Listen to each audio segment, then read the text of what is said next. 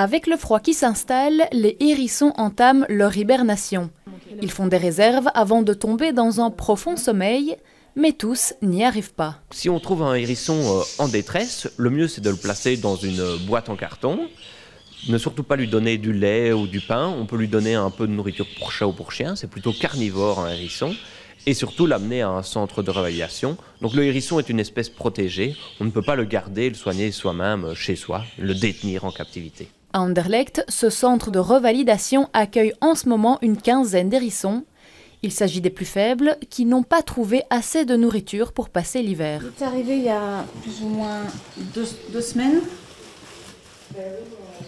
Il était infesté de ce qu'on appelle la mite du hérisson. La mite du hérisson, soit un parasite qui se nourrit de tous les déchets produits par la peau.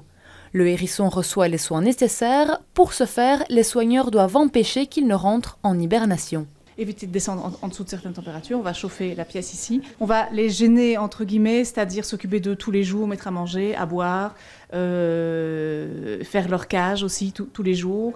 Comme ça va les empêcher de tomber dans cet état de somnolence et on vérifie leur poids. 600 grammes, c'est le poids minimum qu'ils doivent atteindre.